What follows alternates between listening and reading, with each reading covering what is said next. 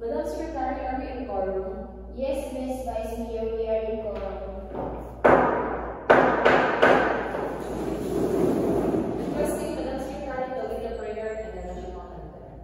Lord, ilay mo kami sa aming pagpulo, umihimong successful. Kayang magiliw, pero sa silangan, alam ng puso, sa tibig mo'y buhay, lupa hinirang, luyan ka lang mag-ibig, sa manlulupig, ikapasisig, sa dagat at puno, sa simoy at sa langit mong buhay, marilag ang mula at awit sa paglayang minamahal, ang satang patawat mo'y tagumpay na nagdidinig, ang bituin at araw niya kailan pa may magdidinig, lupa ng araw ng walang ipasita, buhay langit sa piling mo.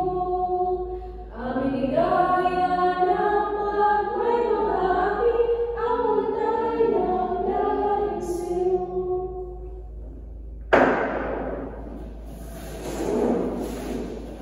The meeting now will be, please come to order.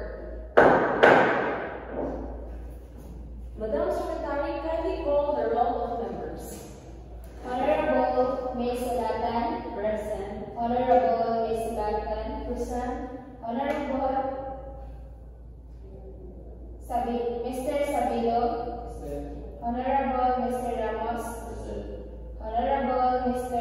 Santaan, Honorable Ms. Vice Mayor, present. All are present, Ms. Vice Mayor. Okay, Madam Secretary. Thank you, Madam Secretary. Madam Secretary, can you read the minutes of the previous meeting? Ms. Vice Mayor, there is no need for me to read the minutes of the previous meeting since copies have already been distributed among members. Since copies have already been distributed among all the members, I presume that everybody has read it. Is there any remarks, clarifications, or correction regarding the minutes of the previous meeting? Ms. Vice Mayor. Yes, I recognize the Honorable Sulatan. I move to adopt the minutes of the previous meeting. I second the motion. Okay. It has been moved and properly seconded that the minutes of the previous meeting be adopted, being not debatable and amendable. Let's come to vote. As many as are in the favor to the motion adopting the minutes of the previous meeting may raise their hands. Madam Secretary, can we read the standing rules? Ms. Vice Mayor, the standing rules are the following. Ms. Vice Mayor, Yes, I recognize the Honorable Sulatan. I move to suspend the rule of reading the standing. It has been moved and properly seconded that the rule of reading the standing rules be suspended, being not debatable and amendable. Let's come to vote. Madam Secretary, we have committee reports. Yes, Ms. Vice Mayor.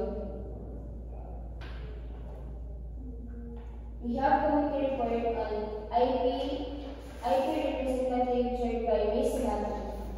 Requesting the committee chair on IP to render her report.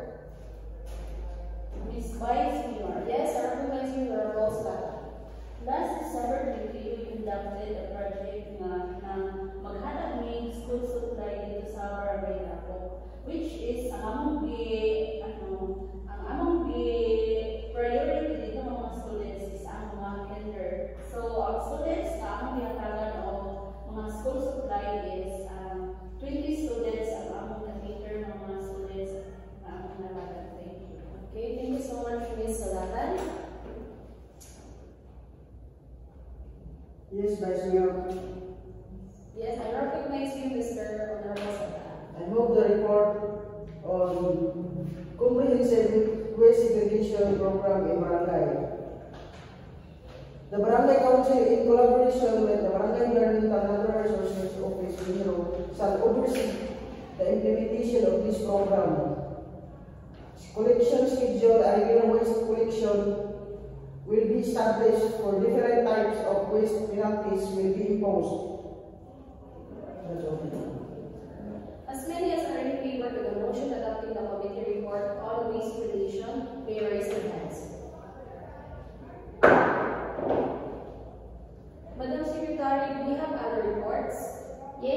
Miss Mayor, the first business is with regard to promoting green practices in Barangay Marcola. Ms. Vice Mayor, Yes, I recognize you, Honorable Ramos. I move to adopt the report on promoting green practices. This executive order aims to promote environmental friendly practices within barangay by reducing carbon emissions, conserving resources, and fostering a sense of environmental responsibility among residents. That's all. Thank you. Those who are in favor, raise their hands.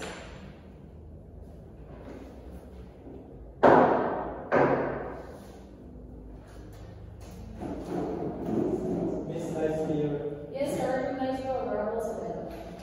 I move that report of waste management policy aims to establish an effective solid waste management system to reduce waste generated and promote recycling.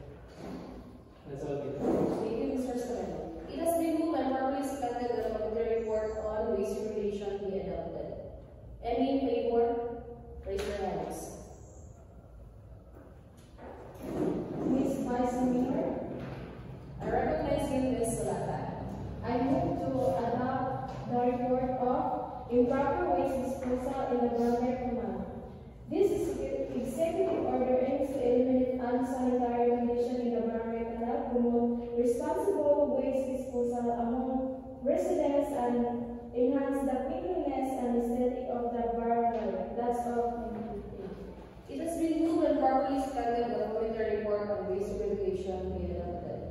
As many as are in favor to the motion adopting the committee report, may raise their hands.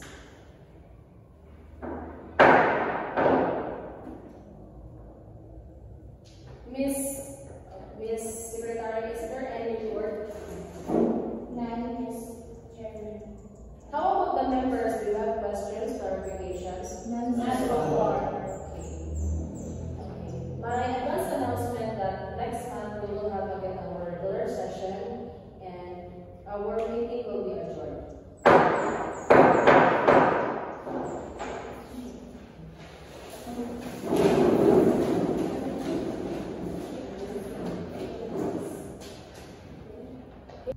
What challenges did you encounter in drafting and debating ordinances? There are 3 challenges that we face during our drafting our ordinances. For example, is it measurable, attainable, and realistic? Because in making ordinances, it must be purposive to everyone. It must have a purpose in a barangay, in a municipality, and to the people around the community. How does this simulation reflect real-life governance? It reflects by making decision with a group, because kanang makahatag kag kuan kanang idea sa imong kagrupo niya, tagaan pud kanilang idea sa paghimo ninyo sa inyong goal. Tapos example, naghimo na mo og mga goal, ikadto dahil ninyo siyang mag-vote mo kung kinsa pinakatsada nga goal para nga mas effective ang pag-create sa inyong goals.